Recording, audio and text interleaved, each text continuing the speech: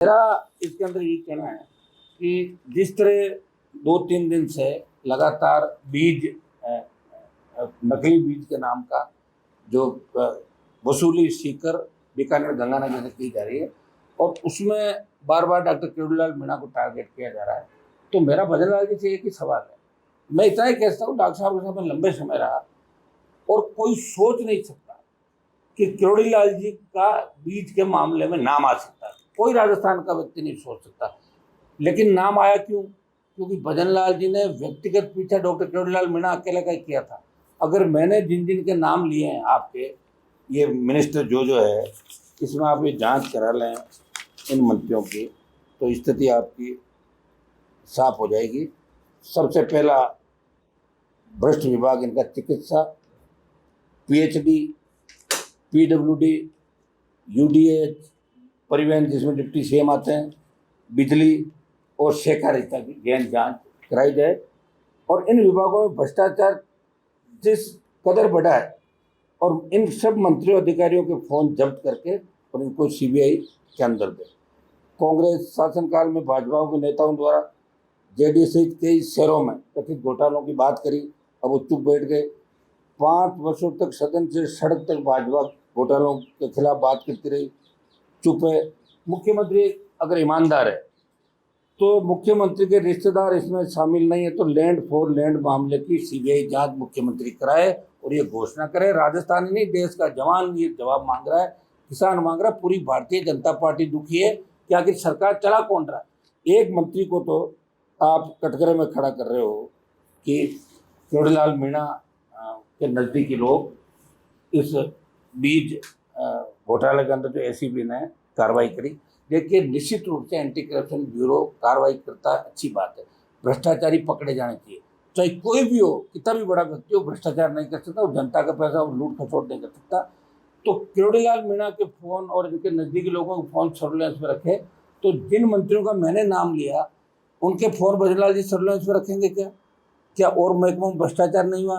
अगर भ्रष्टाचार हुआ है तो आपने रीट जो कांग्रेस सरकार के टाइम और RS-21 और दूसरी जो बात की थी जिसमें कांग्रेस के नेताओं पर आरोप लगे थे कि उन्होंने अपने रिश्तेदारों को RS बनाए, रोज आप विधानसभा के मंच पर बाहर ये कहते हो, तो फिर कांग्रेस के नेताओं से आपकी क्या मिलीभगत है जिससे आप कांग्रेस के नेताओं के खिलाफ कार्रवाई नहीं कर रहे हो? ये मिला जुली का खेल राजस्थान जान चुका है, राजस्थान की जनता जान चुकी है। मेरा यही आग्रह है कि डॉक्टर साहब को भी खुल के इस मामले के अंदर बात करनी चाहिए, क्योंकि डॉक्टर साहब को जो ये कृषि मंत्रालय दिया है, ये निश्चित रूप से उनको उस हिसाब से दिया गया भाई इस व्यक्ति को ये इंटरेस्टेड नहीं थे, कृषि मंत्रालय दे दिया। उन्होंने प्रयास किया, छापे मारे, सब कुछ किया, लेकिन जो बात अब निकल के आई है ये बात कोई नहीं छोड़ सकता। और इस बात में जरा सी भी अगर सच्चाई है तो हमें इससे बड़ा दुख नहीं।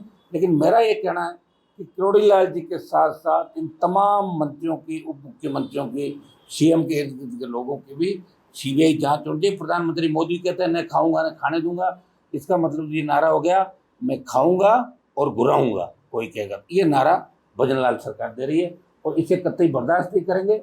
जल्दी राष्ट्रीय लोकतांत्रिक पार्टी भ्रष्ट मंत्रियों के खिलाफ आंदोलन चलाएगी। अभी तो हमारा आंदोलन चल ही रहा, आप देख रहे हो कितने तो बच्चों को जेलों में डाल दिया, 200-300 बच्चों, कितने झूठे मुकदमे लगा दिए बच्चों पर। अब लेकिन हम हर चीज़ के लिए तैयार हैं। हम कांग्रेस की तरह नहीं है कि बीजेपी को पूछ के प्रेस कॉन्फ्रेंस करें कि बताओ साहब क्या आरोप लगना और कौन से मंत्री के खिलाफ बोलना, आप बता दें, वही लिख के बीजेपी बढ़ देते हैं और वही कांग्रेस के नेता बोलते हैं। कांग्रेस के अंदर भी जो लोग बैठे हैं ज़्यादातर, इनकी भी अगर जाँचें होती तो आधे से ज़्यादा जेलों के अंदर मिलते। अशोक गहलोत और सचिन पायलट की वापस से अदावत देखने के लिए दोनों ही अपने तरीके के साथ। सचिन पायलट ने कहा कि राजेश पायलट ने एक तांत्रिक का इलाज कर दिया था। इन बातों में कुछ भी नहीं पड़ा। सचिन पायलट मानेसर गए थे, ये बात सही थी, गलत क्या थी? मानेसर गए थे और उसमें भारी लेन देन हुआ था।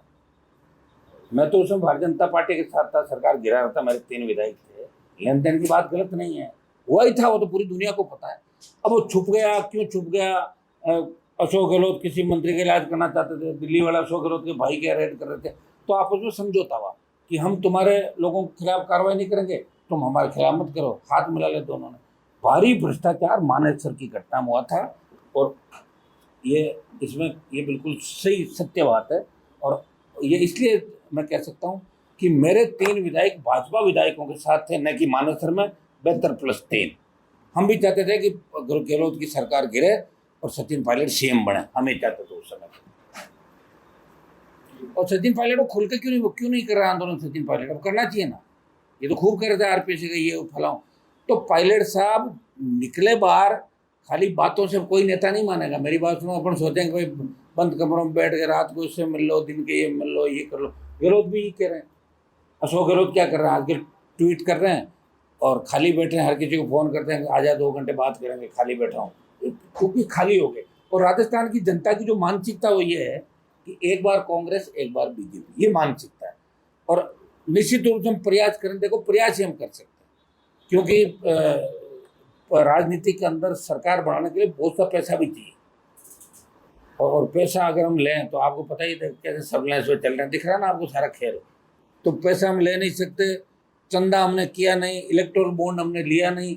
आज तक राष्ट्रीय लोकतांत्रिक पार्टी ने क्राउड फंडिंग करके 1 रुपया भी, क्राउड फंडिंग के नाम से हमारी पार्टी जो राजस्थान के अंदर, हमसे तो कम्युनिस्ट पार्टी वाले भी पैसे हैं वाले राजस्थान के अंदर, कुछ भी नहीं दिया। कोशिश कर रहे हैं कि जवानों को जगाएं करके, और इस बार दोनों पार्टियों को मिला करें। कांग्रेस बीजेपी का जो मिलाजुली का खेल आप सब जानते हो कि नीट का पेपर जैसे ही लीक हुआ, कांग्रेस एकदम से खड़ी हो गई, नीट लीक हो गया। अरे तुमने तो लीक कराया।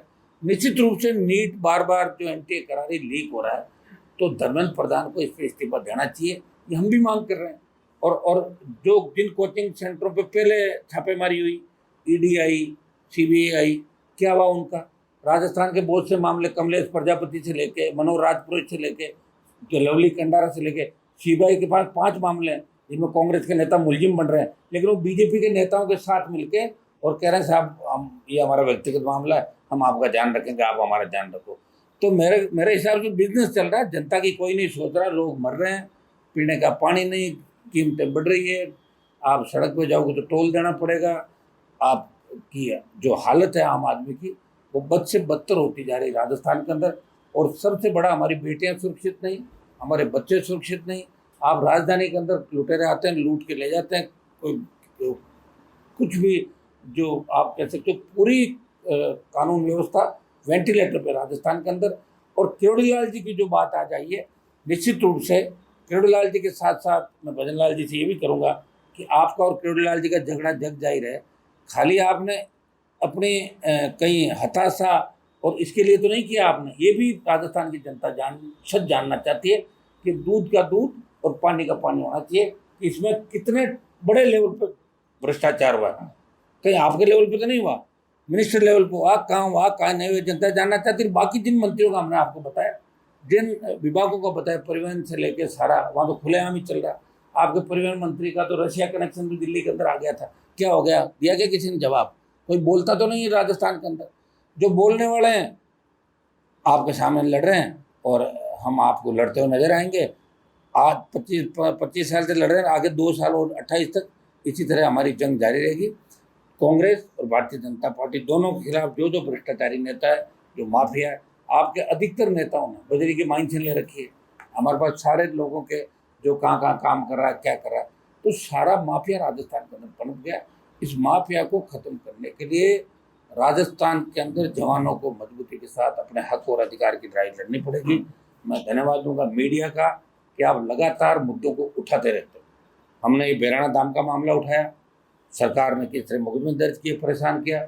आगे रामगढ़ बांध का इशू है, उसको भी पुरजोर तरीके से उठाया कि रामगढ़ के बाव क्षेत्र में हाईकोर्ट सुप्रीम कोर्ट ने जो आदेश दिए हैं, उसके अंदर हम ये चाहेंगे कि रामगढ़ बाव क्षेत्र के अतिक्रमण हटे और रामगढ़ अपनी पुरानी जो उसकी स्थिति थी, इसके अंदर रामगढ़ बांध लौटा, ताकि जयपुर के लोगों को पर्यटन का लाभ, पीने का शुद्ध पानी भी रामगढ़ बांध से मिल जाए। भू माफियाओं पर लगाम लगाई जाए सरकार। लगाम कहाँ लगाओगे? भजन लाल जी को कुछ भी नहीं पता। भजन लाल जी को अधिकारी चला रहे हैं, उनको कुछ भी नहीं पता। और उनको पता है कि मैं तो बन गया मुख्यमंत्री और मेरे पीछे लग गया पूर्व मुख्यमंत्री। क्योंकि पूर्व मुख्यमंत्री को बंगले अलॉट है, उनको ये भी जाना है कि मेरा बंगला भी इधर हो जाएगा, मेरा तो नाम हो गया, राजस्थान जाए भाड़ में, मुझे क्या करना, अपना पुराना वाला काम है वो कर लेंगे बाद में, हटते ही, वो तो रेडी है ही काम, उसमें कोई दिक्कत नहीं।